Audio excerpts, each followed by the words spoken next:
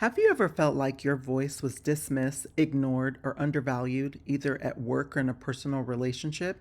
Or maybe a time when you stayed silent, even though inside you wanted to speak up? What held you back? What impact did that have on your sense of self or confidence?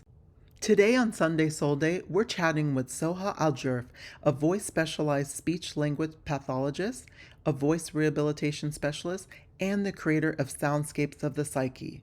Let's welcome her to the show. Welcome to Sunday SoulDay, Soha. Thank you. It's such a pleasure to be with you.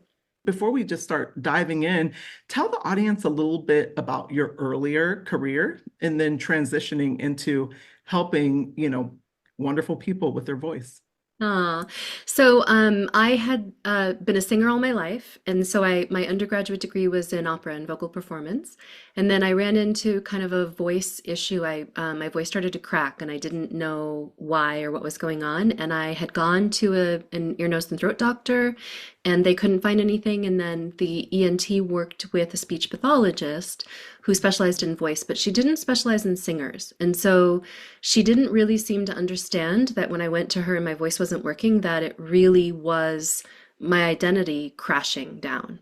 And so that frustrated me. And when I then decided by the end of my senior year of college that I really wasn't going to be able to pursue an opera career, I was really interested in the science of the voice, and so I decided to become a speech pathologist.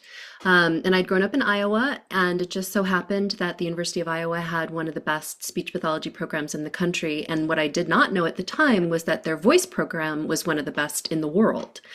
And so I literally just lucked out. And I do, there's a book that I often reference called Fate and Destiny by, I think it's Michael Mead. And he talks about how oftentimes we have these moments in life that like disrupt our life, this sort of like this idea of fate. But he talks about it as these moments that seem to disrupt our life are actually what are leading us to our destiny. And so it very much felt like that for me because once I had done that master's degree in speech pathology, it was like the voice world had opened up to me because all I had to do was show up in a city and be like, hey, I went to the University of Iowa. I was in the voice program, and they were like, great, we'll make a job. We'll create a job for you. We'll hire you. You're on. So I really was very lucky and now feel that I was very guided. So I worked in speech pathology for about 20 years. And the last place I worked was in the Bay Area in San Francisco at UCSF.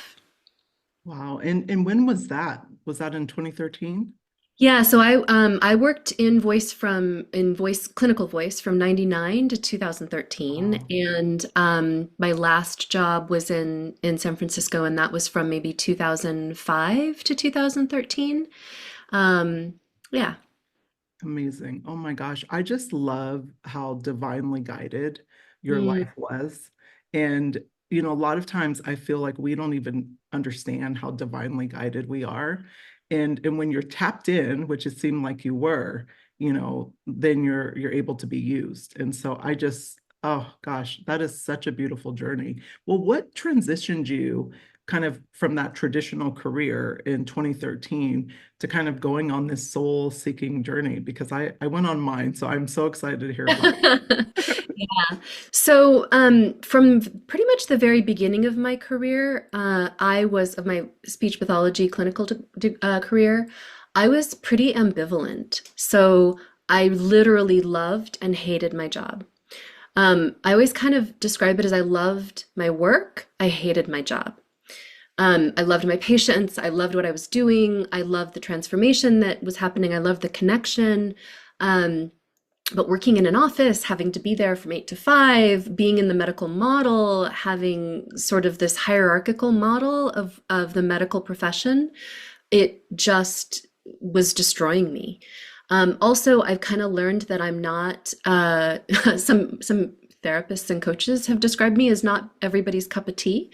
And so I used to think that was an insult, but now I think it's not. No, Um, and a gift. so yeah, thank you. But so working with the public and just kind of anyone who came down the pike, I wasn't great at because if I really connected with a patient, it was the best thing ever. And if I didn't, I struggled because the only way I know how to work is to have total unconditional positive regard for the person that's sitting in front of me. And sometimes, I'm not going to lie, sometimes I do fall in love with my patients or clients over time. I'm not going to lie, that happens. Um, but under the managed care model, and it was like you're supposed to be in and out in 4 to 8 sessions and blah blah blah, it just, I needed to get there, fall in love, be in love, help them, and then graduate them pretty quickly. So yeah, I was always super ambivalent about my work, and that started to manifest in depression and in physical symptoms, and it just, everything was kind of a bit of a mess for about 20 years. Off and on. Wow. And you hear that so often, and also see it, like I worked a traditional job for many years, working in tech and also video games. And, you see it so often where people are, showing up. I call it like a fractional version of themselves, Ooh, where it's like we are born whole, but what happens is we have all of these experiences, traumas, grief, suffering, pain, sadness, all these things that kind of, make us a fractional version of our whole self. And that's what shows up and in the workplace, and you're not, again, tapped in. And so you're not in that joy space. It's really the difference between living in fear and love. 100%, And 100%. so I And just, wow, so good. yeah, I think similarly to the sort of fate and destiny thing we were just talking about, I couldn't have done it any other way, because it was the work with my patients that, now I have this accumulated 20 years of experience that I was able to then transition into what I'm doing now. I really found through my work not only that voice was key for me, but that so was psychology and spirituality. And I found that I was kind of sneaking that in through the voice. I couldn't help myself. Like it was sort of like I was a spiritual life coach, but voice just happened to be the mechanism or my way in. But people weren't coming to me for their voices per se. They were coming to me because they needed to transform their lives, and they had so much going on that to me was revealed through the voice. And I knew at some point, I knew for a long time that that was what I wanted to be doing. I wanted to figure out how voice was the gateway into the psyche and the soul and the rest of it. But that I wasn't using it as the excuse anymore just to get people into my office. Oh, I love that. Voice is the gateway to the psyche and the soul. That's Mhm. so beautiful. And I love what you said, like talking about your pain and how you had to go through that. And I think a lot of times, we try and avoid the pain, Mhm. and mask the pain or numb the pain. And sometimes you have to sit in the pain in order to go fully through it. It's really the only way. And and so I love that you allowed your pain to turn into your purpose, because to me, like those are some of the greatest coaches, that have been in those painful moments, that really allowed them to coach from not just an intellectual place, right? Because you have all the intellectual knowledge, but really an experiential place. And so it's Yeah. so, when you can marry the two of those, it's beautiful. Yeah, Um, it's a gift. I mean, I definitely finally feel like I'm on purpose and I'm doing what I've been working toward the whole time. And I think too, I just turned 50 last month, and I think that some of that knowing and learning and understanding can only happen in retrospect. I mean, sometimes when you're in something, it just feels awful. I'm not gonna lie, like it felt awful for a really, really long time. It felt purposeless, it felt meaningless, it felt like struggle, it felt like, am I ever gonna get out of this? And yet, beneath that, there was some core essence that just knew that it wasn't purposeless. Like there was just some core thing in me that I pray everybody has on some level when they're going through moments of despair. But there was underneath all of that, there was some little tiny thing that was like, no, this isn't purposeless. Like it's leading you somewhere, just keep following. what do you So think that was? Just for people who might be in it right now, like what do you think that was? for me, I mean, I think it was, I don't know if it's God, I don't know if it's spirit. I just think for me, through the experiences I've been with to this point, I do think our souls descend with a mission. And I don't know if everybody's do. I really can't speak to that. I just think that mine did. I think when we look around the world and we see kind of the mess it's in, I can't declare that everybody is here for a purpose, because there are things like evil in the world, and it's complicated and weird. But for me personally, I do think that I do believe, at least on some level, that I was a soul light energy that chose to come down to do some work. And I still had to have the human experience to be able to do it. And part of that human experience was that I needed to suffer and I needed to understand suffering on a human level in order to be able to help anybody else with it. So I do think there was some core essence in me that was, I don't know, seated or buried in me from wherever I came from.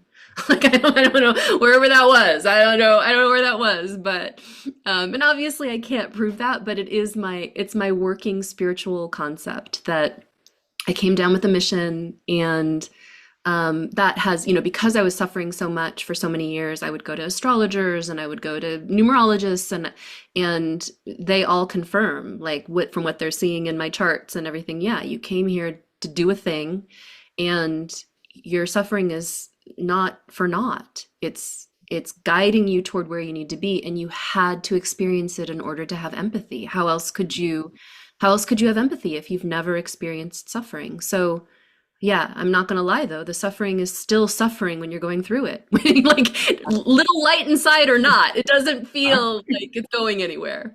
Well, and it's so important to acknowledge that, Yeah. because that's the human experience, and I think a lot of times we want to either quickly get through it, like I was saying earlier, and it's okay to acknowledge it, it's okay to sit in it, and I really do believe that a lot of our purpose has been in our pain. I really do believe that. 100%. And so, wow, thank you. I mean, it's so beautiful what you're sharing, and I know it'll resonate so deeply with our audience. Mm. You talk about the lost voice of the archetypal female. Tell me a little bit about that. Explain what that means to our audience and like what's the significance. Yeah.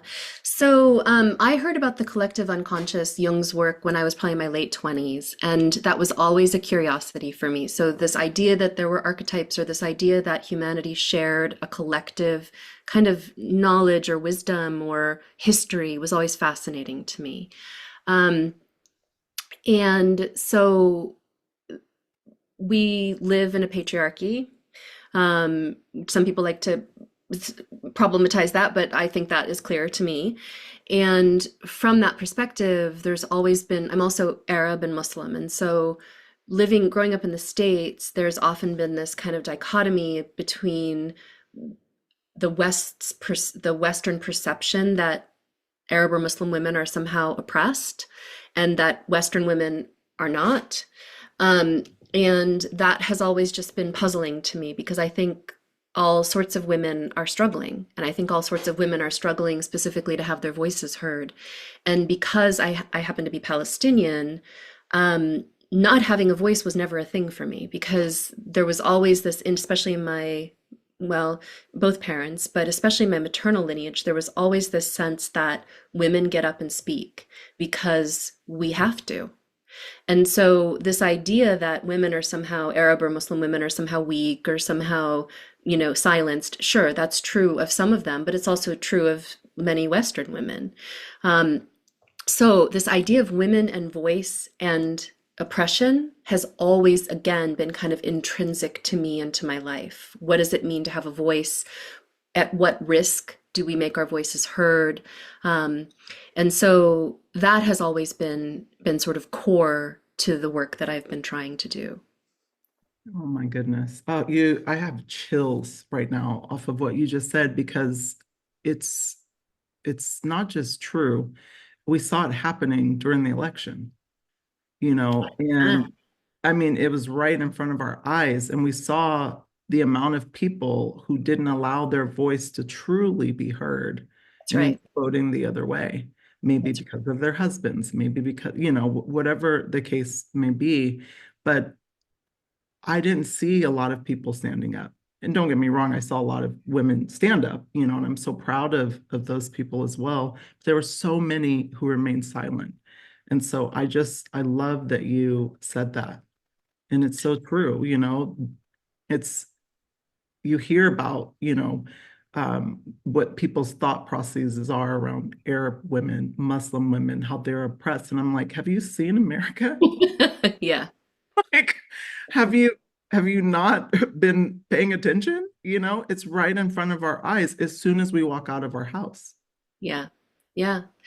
Exactly. And so I think that that sense of the feminine voice has always been with me and who speaks and who doesn't and what patriarchy is. So when I quit my job in 2013 and kind of went on this soul searching journey, I ended up, my brother lives in Dubai, so I went and stayed with him for a bit. And then from Dubai, Dubai's kind of a travel hub, so it was easy to travel to other places. So I traveled around from there, and one of the places I went to was Bali. And they in Hinduism in Bali they have a holiday called Nyepi, which is a tradition where they shut down the entire island. All everything stops. The airport shuts down, no electricity, the roads shut down, everything shuts down. Yeah. And they expect you to spend 24 hours in reflection. And so I happened to be at this Airbnb with this really cool Australian woman who owned it, and we're right on the beach, and there are goddess statues everywhere. And I sat down on Yepi for, knew I had 24 hours. I powered up my laptop, and for 24 hours, I meditated and I wrote. I like to write on my laptop, but so I typed. And it was a lot of just visioning and prayer. And I am begging you, just like, show me what I'm here to do. Tell me what it is you want me to do, and I'll do it. I swear I'll do it. Just tell me what it is. And from that, meditation and prayer kind of came this clarity that what I was there to do had something to do with voice, psychology, spirituality, and the feminine.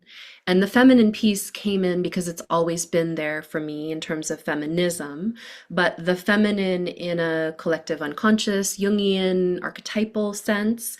And then being in Bali, Bali and Indonesia in general is just such a fascinating place because Bali itself is Hindu, the rest of Indonesia is Muslim.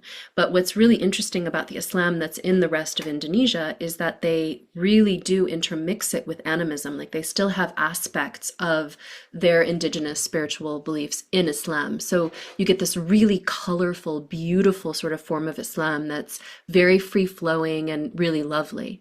And in Bali itself, you have this tremendous Hindu tradition that has these goddesses so present everywhere.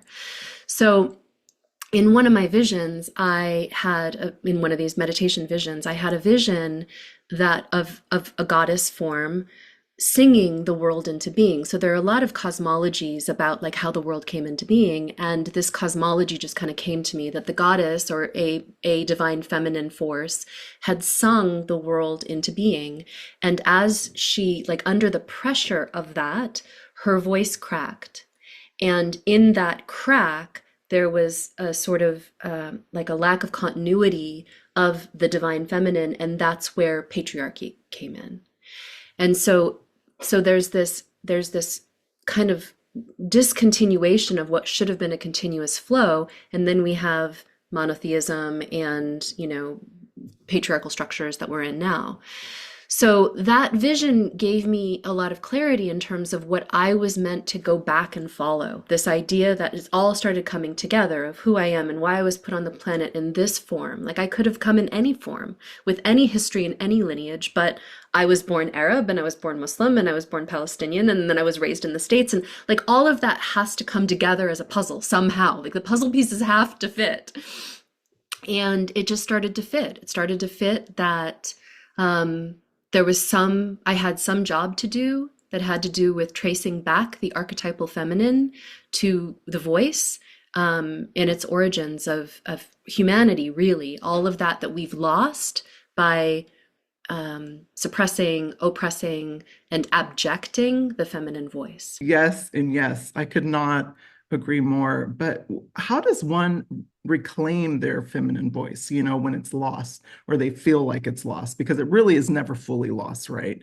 It's there, No. but it's underneath, So how does one reclaim that, and how does one heal it? Yeah, it is never lost. And I think that's the point. Yeah. Especially, I work with professional opera singers who have vocal injuries. That's one part of my work. And their voices are never lost. You know, that's the whole point, is that I wouldn't have a job if I couldn't help you reclaim that voice that you think is lost. I mean, that was my whole career as a speech pathologist. Was people would come in, they're like, I lost my voice. I'm like, well, we're going to find it. Like, it's in there. And whether we could restore it to its original form or not. Like, some injuries are significant enough that you can't, but with opera singers, that's rarely the case. With opera singers, it's usually a use injury. And so if we change the way that people are using the voice physically, then the tissue just heals automatically. It'll just, if you kind of get off the tissue and stop over pressurizing it. And what I started to really kind of lean into is this idea, because of how our physiology, women's voices do tend to injure more than men's voices. It just has to do with how many vibrations per second the vocal folds are doing. Women's voices are vibrating on average twice as fast as men's, so they're more prone to injury. So it ended up being the case that I just tended, especially in opera with singers, I ended up working a little bit more with women than with men. So all of these kind of issues were coming together with women's voices. And one of the questions I started asking myself was, why are especially female opera singers so tortured when they lose their voices? There's this idea in the opera world that if you lose your voice, if your voice is damaged, that you somehow are damaged. Like, there's shame and there's blame, and people get blackballed from the opera world if somebody finds out they've had a vocal injury.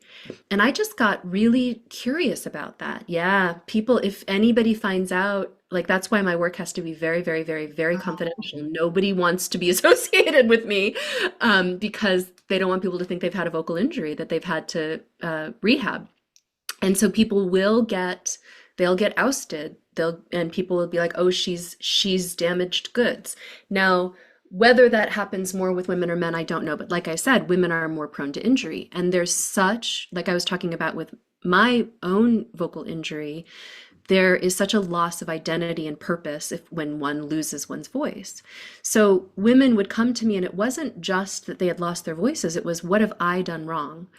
Now, men did too. So the opera world and competitive anything, sort of like competitive sports, it's still this kind of patriarchal structure. There's sort of this competitive, perfectionistic, I have to win, I have to beat the competition out.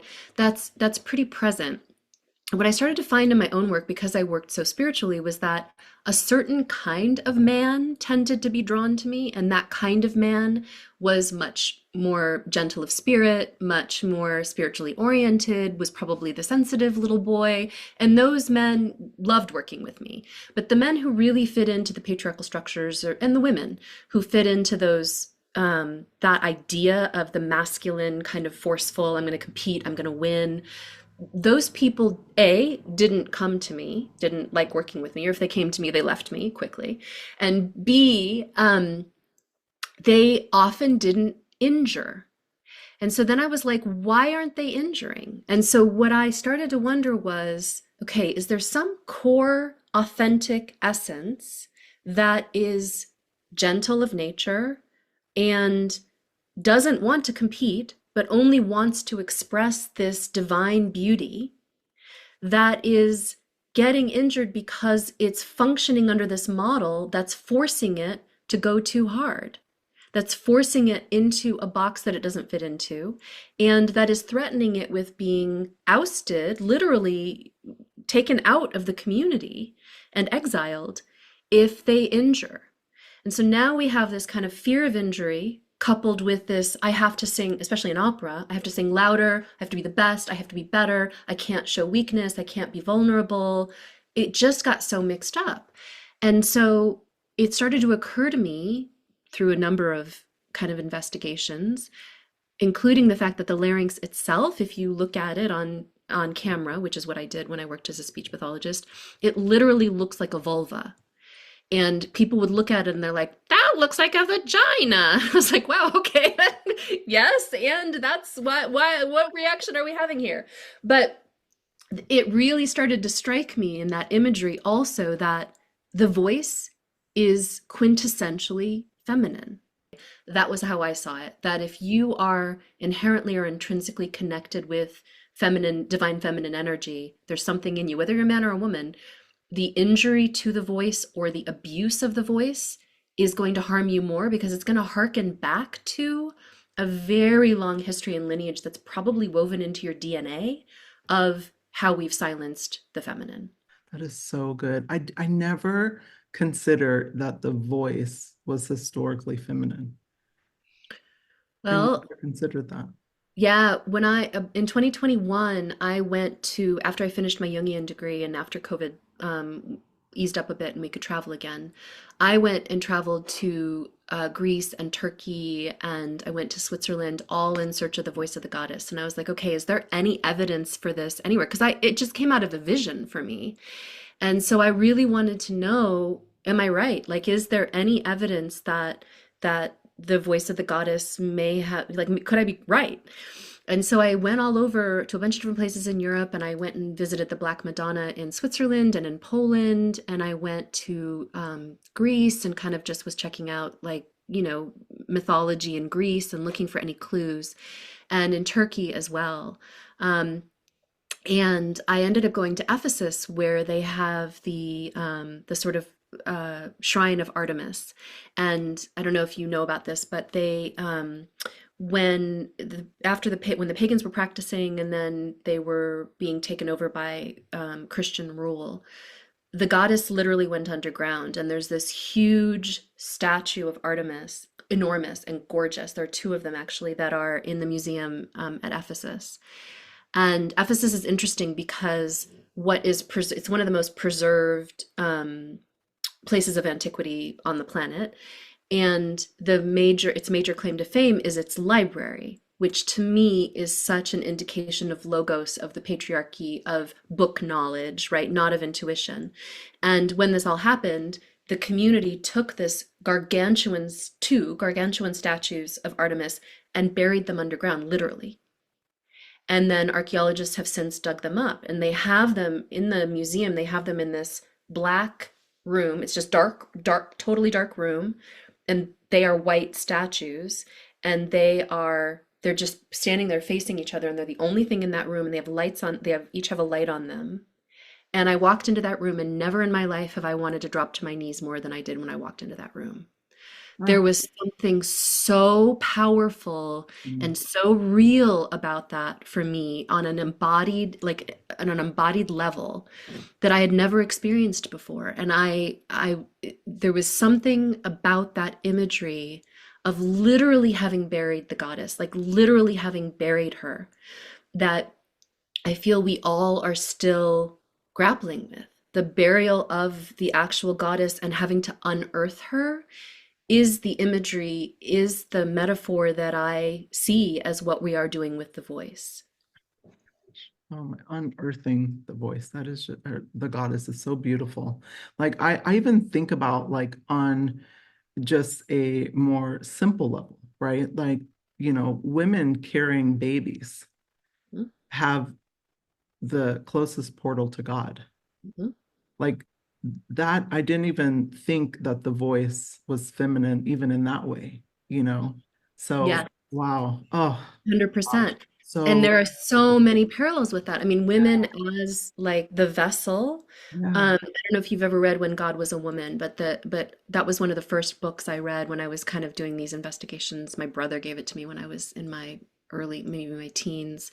But When God Was a Woman has this whole premise of, when back in the day, before we understood the science of birth, right, that nobody made the connection between having sex and birthing. So it appeared that women were just spontaneously swelling and then birthing humans. So they were perceived as gods, as the god, because they could spontaneously create life and birth it. And what is the woman's name who wrote the When God Was a Woman? I forget her name. It'll come to me. But her whole premise is that that is how patriarchy started, because once men figured out that they had a part in this, they felt disempowered. They didn't want to be on the periphery anymore. They were like, wait a minute, we're important, and these women are not gods. These aren't the goddesses. They're just people like we are. And so that's where we started to get into trouble.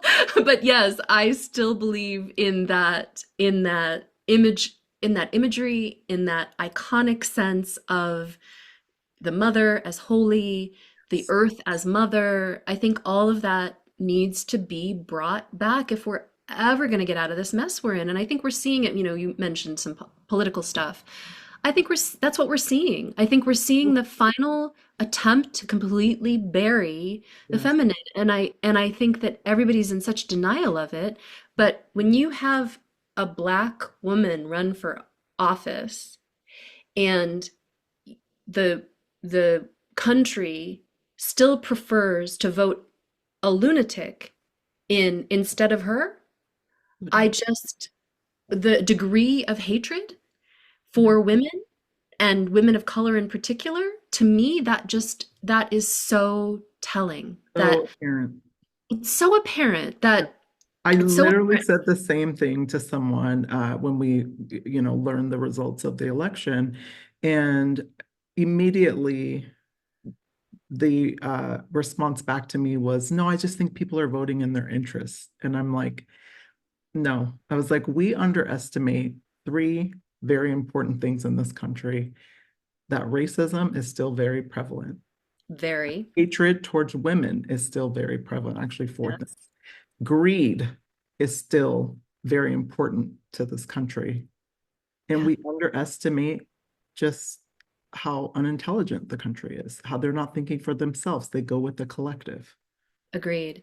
And I felt so like listening to Kamala was hard for me on a number of levels, one of which Tell is me. that I'm Palestinian and what's going on in Palestine right now was complicated.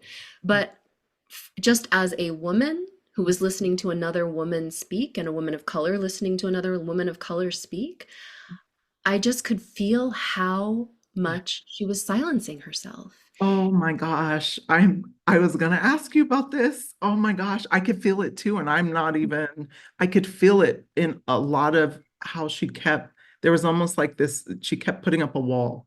Like, and she was trying to get through the wall. I could see it in some cases, but she just kept putting up a wall. And and I was wondering, where is that coming from? I mean, I could think of a number of things, right? But it's like if I were to ever meet her, I would ask her that question. Yeah. Well, I think that when Obama was running, I think Michelle Obama was silenced by the public a lot. But Harris, I just felt like she was 100% silencing herself. And I'm sure it was strategic. I'm sure she was trying to come in at like in some sort of middle ground so that she was just, and she didn't have that much time either No, to I was gonna make that, say. yeah. So, but I just always felt like she was trying to play it safe, but still hope secretly that people would get what she was saying. And she felt so silenced to me. But I also think too, as a woman of color, it is very natural for us like to feel that, even in the workplace, like in so many different instances. And I can imagine just the gravity, the level. I mean, she's on the biggest level that there's no higher level to Yeah, go on. yes, I So agree. I couldn't even imagine, like every time she'd go on, I would just start tearing up because it was so many emotions, and I don't watch TV, but I tried to keep up, with a lot of her speeches. But I would just have so much emotion from being a Black woman, and just the gravity and the weight of it all. And I was so proud, and also scared for her, all of the emotions, and so I like I said, if I ever meet her, I would love to ask her that question. I hope you get to meet her. I hope she comes on Sunday SoulDay. That would just be I great. think that would be great. Well, tell me and the audience a little bit about what is Soundscape of the Psyche? I love that name, by the way. Oh, thank you. So when I kind of finished my soul searching journey, or at least got some answers, I don't know that one ever finishes that, but when I got some answers and felt like I knew at least what I wanted to connect together, um, I had finished my non-clinical degree in Jungian psychology in 2020, and then the world shut down. And I had this group of opera singers that I was close to, that I had worked with for many, many, many years. And I asked them if they wanted to get on a Zoom call and just hang out since the world had shut down. And they said they did, and I asked what they wanted to do, and they said they didn't want to sing. And I was like, I'm offering coaching for free. Like, I'll do free masterclasses, I'll do whatever you want. And they were like, no, we just want to talk. So we started meeting once a week, and we met once a week for a year. And I just started playing. Like, I just started trying different things on them where I would try to do some activity or write a paper or do a thing that was combining voice psychology, spirituality, and the feminine. And then I was getting their feedback. And so we workshopped that for a year. And I started coming up with kind of a model of what I wanted to work with. And then one of the women in the group came to me at one point, and she had just gone through a breakup and was struggling, and asked if she could talk to me about it. And I said, you can. I've known you for 15 years, and I feel like you keep going through this same breakup. And you've been in talk therapy and you've done all the work. I'm wondering how I wasn't quite as blunt when I said it to her, but I was a little more compassionate A little more compassionate. Yeah. in the moment. I'm just summarizing. Yeah. But I said to her at the time, how would you feel if I recorded our session and then intuitively played with it to see if we can come up with some alternative to staying stuck in the script? And she was willing and awesome about it. So I recorded her talking about this narrative, and, it was a classic kind of, he lied to me, he cheated on me, it was bad, I'm hurting, etc. And as I listened back to the recording, I started to notice these pretty consistent patterns. So when she was in the scripted speech, so when she was kind of telling and retelling the story that she had told a million times in every therapy session she's ever been in, her rate, her melody of speech, the pressure of her voice, all kind of was very much the same. But then she'd have these breakthrough moments where she would say things like, but I know that I'm my real self when I'm salsa dancing. I know that that's who I am. And in those moments, there's this embodied image, and through that embodied image is coming this super strong voice that comes through, that basically breaks through the fog of whatever's limiting her from knowing her true essence. So I took that narrative on audio and I put it into digital software. I put it into GarageBand, and I had been podcasting before, so I kind of knew how to play with GarageBand and work with an audio file. So I just started moving stuff around, and I was like, okay, what if we put her, sort of sad, repetitive voice right on top of her empowered voice and have her listen to them both at the same time, because that's what's actually happening in the psyche. Yes. In the actual psyche, we have conflicting voices. We don't have one voice coming out like we do when we talk in talk therapy. We don't have only one narrative. We have multiple narratives all going on simultaneously. Which one gets to be voiced? Which one comes out? Which one is given the microphone, so to speak? So I was amplifying and de-amplifying different parts of her voice. And then the cool thing about it was that I could add other sounds. So I could add sound effects, I could add songs, I could add music, I could speak or sing to her. I could add her own voice into it. And I sent it back to her and I was like, okay, what do you think? And she listened to it and she said, that was one of the most difficult things I've ever listened to in my life. That was brutal. And she said, I have been speaking this story my whole life, but I have never heard it. And now that I've heard it, I'm never going to repeat it again. I thought, well, we're on to something. So I just started reaching out to everyone I knew, and I was like, can you do this thing with me? Can we do this thing? And I started just trying it out on different people. And what I ended up doing, because I decided I wanted to create a methodology, I ended up coming up with a questionnaire that everyone gets the same questions. So it's things that you would be asked if you went to a regular coaching session. And then the second half goes a little bit more into childhood and the past, but it's specific to sound. So it's specific to, sounds that were comforting or agitating as a child, or songs that were sung in your family or that you heard on the radio, those kinds of things. And I get on a call with a client and I have them basically answer that questionnaire, and I record it. And then I take that recording, and for a week, I sit with that recording and I listen to it over and over and over again. And then I start mixing it. I mix it around, I cut it up, I rearrange it, I add sounds, I add music, I add whatever it is I think is going to help them hear what I'm hearing, which is a core power that is being covered up by habit, by narrative, but that will delve into, it's sort of a gateway into their unconscious so that they can hear what I'm hearing, which is all the rest of them that's available to them that they're blocking out by speaking their script. And I want to give them what we now call a soundscape of their own psyche so that they can hear it as I'm hearing it. Oh my gosh. That is beyond powerful. And I know we talked about it in our initial call, but the way you just described it, I'm getting goosebumps because I think about, let's step away from the voice for a second, right? You see those TV shows where, the cameras are in the house and, people, first they're acting all, proper because they remember the cameras are there and then they start being themselves, right? And then, the camera captures all of it. And it's not until they see the playback that they can really truly see their behavior, in some cases, the toxic behavior, and so I remember doing this with my children because they were arguing and fighting. That's brilliant. Oh, it's so good. Let me tell you about it because they were arguing, bickering, going back and forth. And I have cameras all over my house. And I like for them to solve it amongst themselves, and to learn to articulate and just kind of really work through it.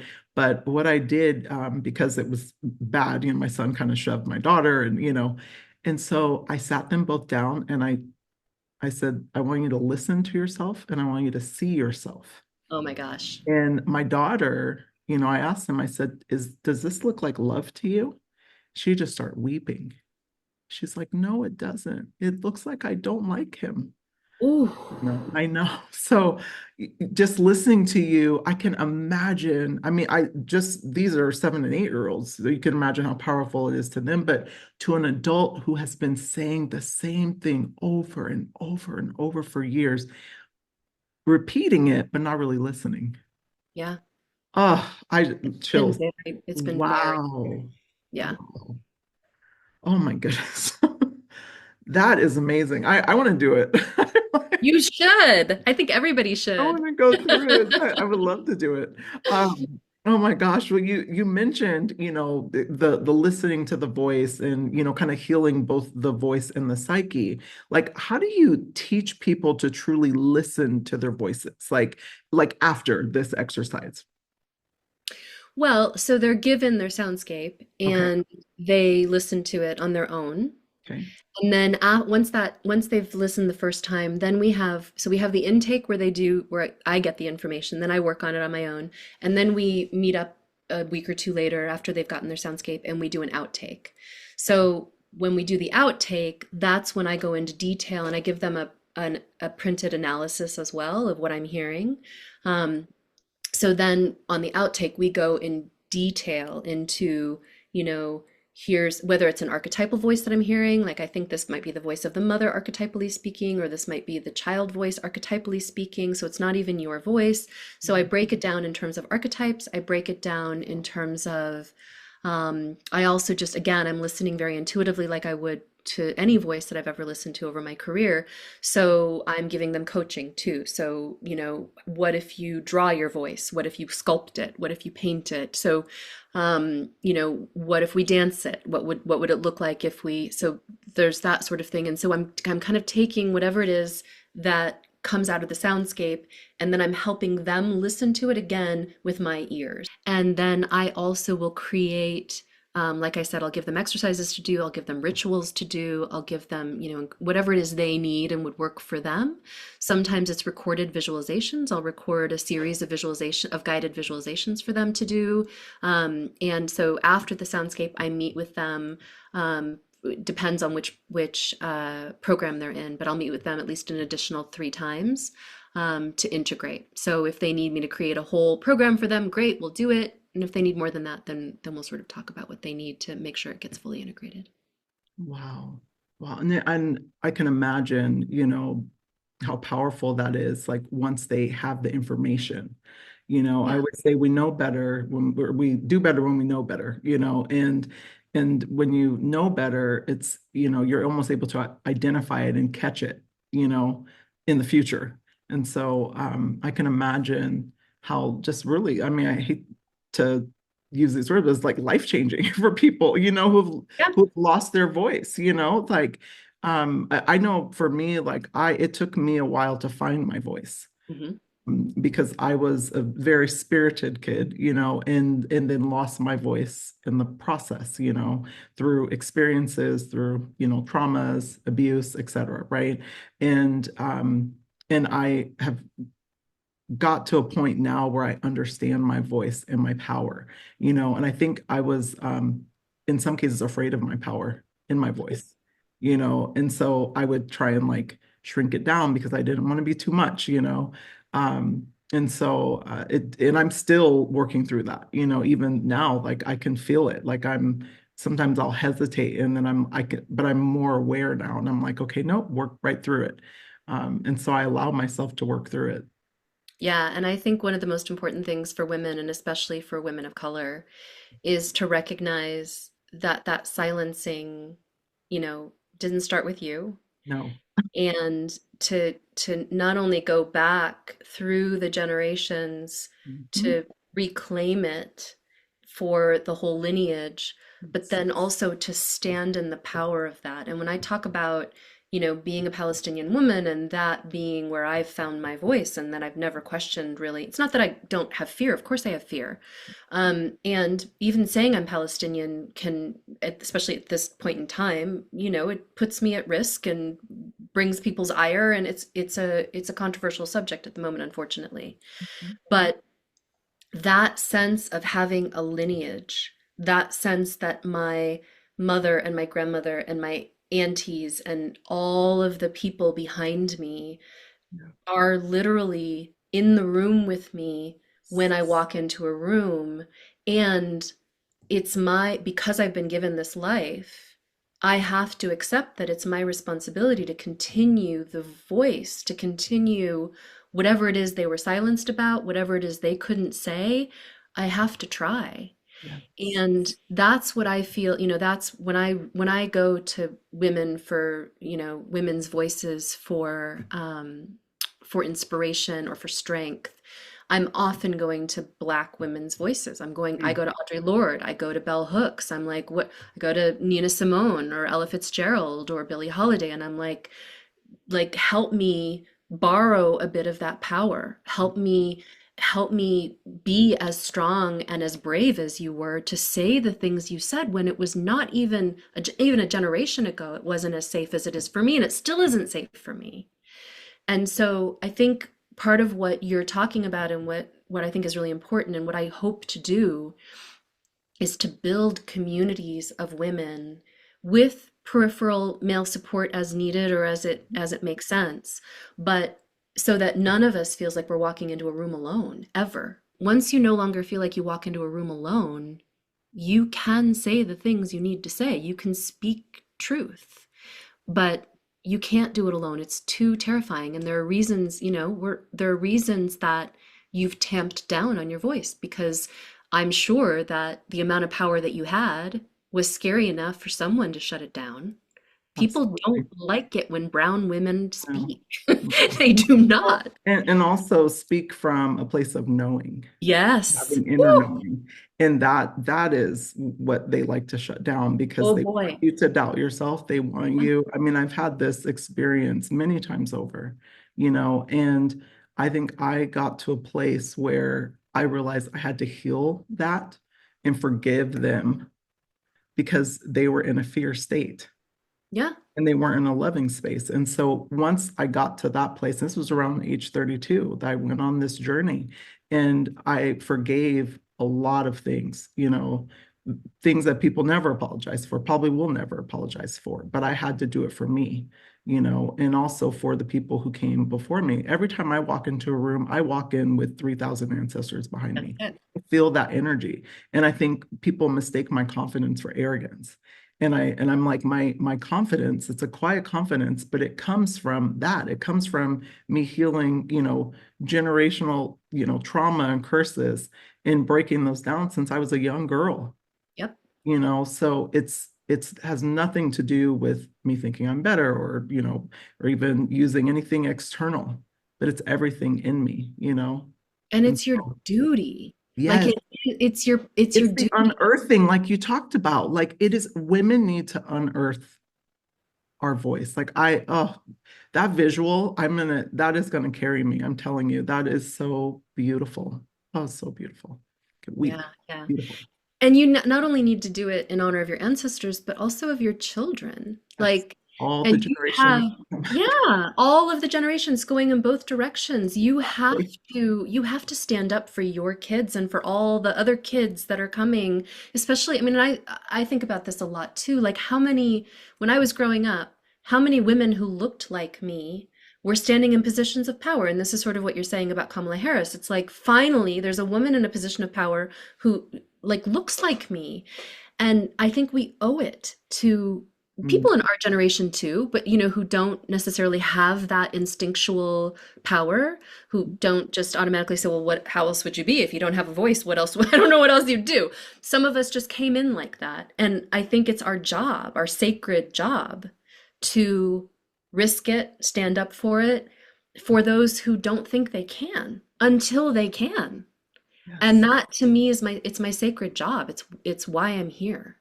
Oh my gosh, I love that. And I had put a quote up on social media. I'm going to paraphrase a little bit, but I was saying that it's so important for us to get to a place where we can turn down the voices that aren't ours and turn our voice up, and be able to stand in the truth of that, whatever that is, and I think I have had no fear in that place where I will stand, even if I'm the only one standing on the side Yeah. of the room, And I'm sure you often are. and I have been, and I've been fired because of it. I've been, and but I am so grateful for it because I understand that I had to experience all of that. I had to, one, to also show me that I'm not going to be quiet. So, We need you not to be quiet. exactly. We Well, need it's impossible. So that. Understood. Yes, I I've relate. earned it now, like I feel like I've came to a place where it is imperative. I just don't know how to be any other way. So, It is imperative. It's yeah. imperative for all of us. For all, otherwise she goes underground again. And Yeah. they are fighting Women, all of hard. us go underground. Right. What I'm picking up from this conversation, and tell me if I'm on the right track. It's imperative not just for you, but for all women, for 100%. all of us, because like you said, we stand together, and Have when to. and when we don't and we silence our voice, we're silencing all the other women. That's right. That's right. I do acknowledge and honor that there are certain women for whom it is not safe enough to speak.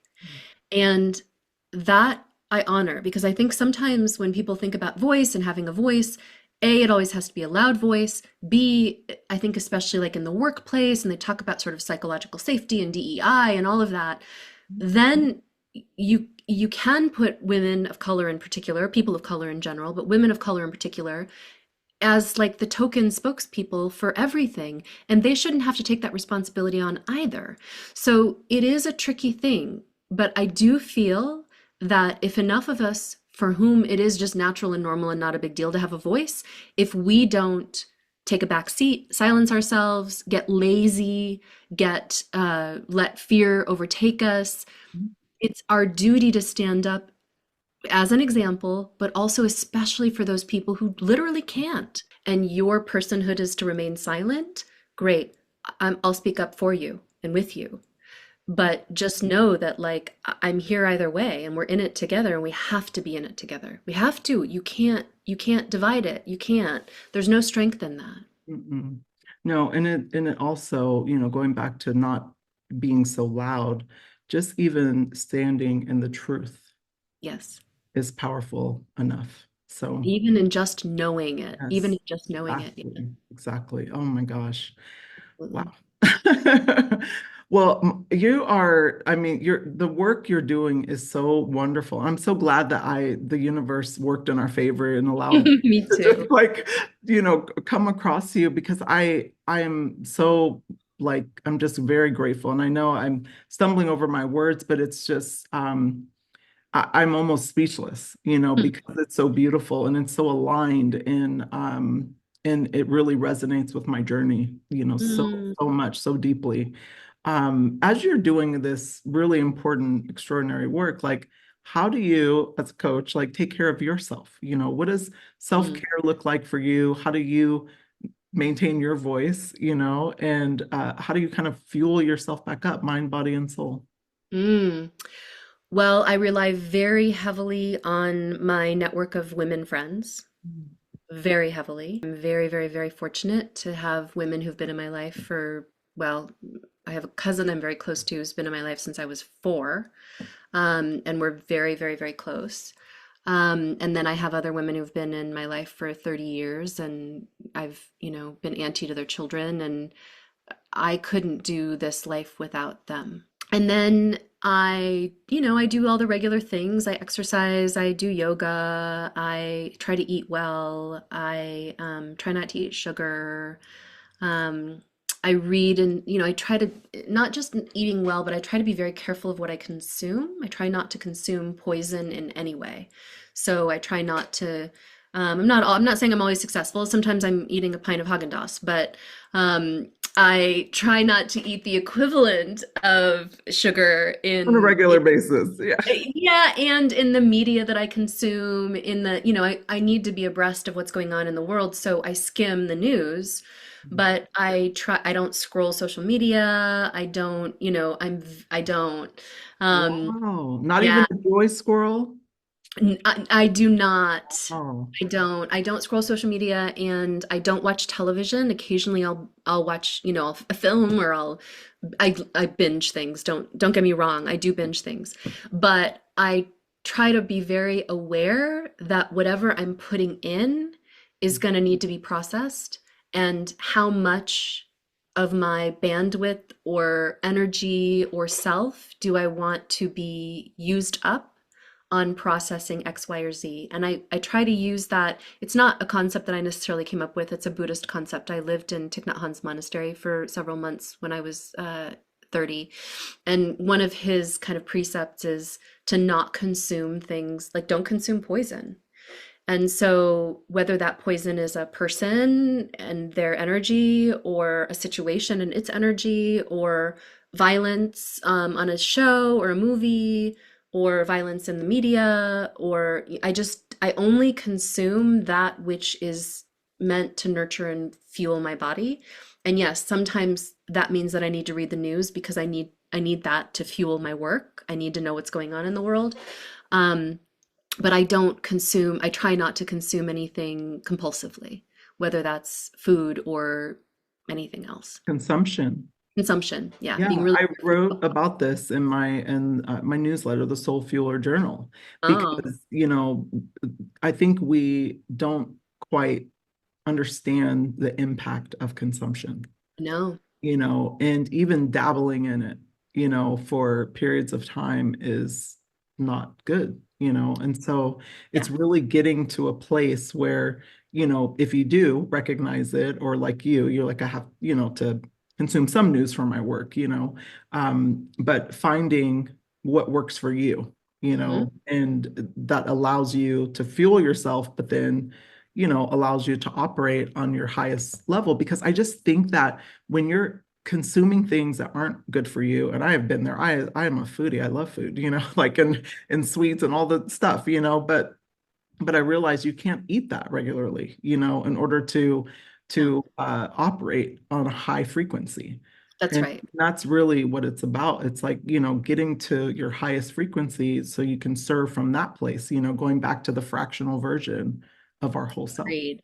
So Agreed. And I think people who are called to spiritual work or helping work or that sort of thing, I do wonder if we are made of a different kind of substance. Like I think whatever that, I don't mean that necessarily literally, although maybe, I don't know. But that, the people that I tend to work with, for example, the opera singers who injure, etc., they just are sensitive souls. They're sensitive on all levels. They're intuitive, they are sensitive to, in their feelings, and they're sensitive in their bodies. Like their hormones are always funky, their cycles are funky. Like there's always something, it's not just straightforward. And I really think that if you're somebody who is called to do more spiritual work, your human body is just more sensitive. It's not, I mean, I think some people can eat sugar, pizza, like pour it in, watch violent things. I don't know if they can because I don't know if they're just not aware. But those of us who are aware and in tune, I do think our bodies are more sensitive. And I think that, I think they might be more sensitive. I don't have, I'm just talking out of nowhere on that. But I do think that that can be true, that we are more sensitive to putting that stuff, to consuming it because of the way our intuition works, because of the way our perceptions work, because the coming in of information and processing it is what we're here to, it's our job. And Yes. and so the coming in through the senses of stuff, processing it, and then handing it back in a way that is clear to a Yes. person who's coming for our guidance, that's what we're here to do. So that can't be mucked up in any way. No, and I think it's a tolerance level too, right? It's like Agreed. we're not like I know for myself, it took me a while to understand this, not until my That's 40s, to understand that I just can't consume certain things, right. including people. Yeah, especially people. Like, I mean, Yes. like I have to remove and I can only do certain people in doses, Yeah. and I can't build, if someone is like draining my energy, like I can't build with that person, like that includes organizations, that are just draining, life sucking, and we've all, kind of worked in them, like so it's really, I think it goes back to our tolerance level is just very different, Mhm. and so I agree. oh gosh, I love that you said that. Tell me, because you mentioned a wonderful book earlier on, actually two books you mentioned throughout this conversation, but are there some of your, like, mention some of your favorite books or maybe a book that you're currently learning from you could share with our audience, or a podcast recommendation, or even coaches that you Mm. that Oh you my love? goodness. So many. We're all great. So many. I am a big reader. Okay. And I would say, oh my gosh, the book I'm reading right now is called Existential Kink. Have you read that? No, I have not. It's kind of fascinating, and it's written by a PhD Jungian psychologist, and I'm not sure I'm loving it, and I'm not quite sure if I agree 100% with the premise, but it's about kind of integrating the shadow and how, Oh, I'd uh, love to do that. yeah, yeah, and I'm loving it, but I haven't finished it yet, so that's what I'm working on right now. That's what I'm reading right now. Generally speaking, I try to default to reading women whenever I can, and I try to prioritize reading women of color whenever I can. And then there are a lot of female Jungians like Pinkola Estes. I don't remember if I already mentioned her, the woman who wrote Women Who Run with the Wolves. Um, Love her work. Yeah, but like I said, I Those are really great. try. Yeah. Yeah, I really try to intentionally, as much as I can, I try to exclusively read women and women of color on purpose because if you don't do it on purpose, you're going to be reading white European men who are long dead, and I don't know that I want to fill my head with that. That's not necessarily where I want to be I in love my. your intentional approach, to learning. Like I just wrote about this again in my newsletter, talking about, micro and macro learning, Mm, and really getting intentional about both, as we're going along journey. I am just naturally very curious. And so I want to read like so many different things. Like I'll, come up with something or hear a word or anything, and I'm like, oh, I want to learn about that, and I get really excited about that. But I think my part of my role here, part of my purpose is to do exactly what you've mentioned. It's like taking, really a lot of information and, delivering it to people in a way that almost simplifies it, where they yeah. can apply it to their life. And so, So I love that you mentioned that earlier. I kind of got chills. I'm like, oh, you know. Yeah. Well, tell the audience because, after this, I'm sure people are going to be very inspired. Are you accepting new clients? Do you do more group coaching? Are you still doing one-to-one? Like, what do you have available right now? I'm doing all of the above. Okay. So I am actually in the process of so my Soundscapes program, yes, I'm doing one to one. Because of the amount of work, it's a little bit more of an expensive program. So I'm also developing a slightly simpler version that is kind of a mini soundscape. It's more entry level. And then I'm part of kind of one of the visions that came to me was a program called Woman Unapologetic. And so I'm creating, it'll probably ultimately be a book. I'll probably write a book and then have a workshop with it as well. But that program is just kind of piloting. I'm doing one-on-one coaching based on that. So again, that's a lower entry, just this one is geared toward women who feel like they are silenced in a group. Like it's much more literal voice. I feel like I'm silenced in a group. I feel like it's not necessarily literal voice, but I don't feel like I have a voice in a meeting. I feel like when other people are around, nobody listens to me. I don't know how to be heard. So people have requested that I do that, which I'm happy to do. It's not my Soundscapes work, which is kind of the big work that I'm doing. But yeah, so that's just a basic coaching kind of, well, nothing with me is ever going to be basic coaching. It's always going to have some spirituality I'm and gonna some say, yeah.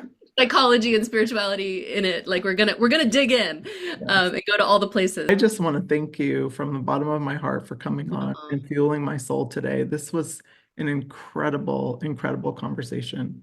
And I'm just so grateful our audience gets to hear you.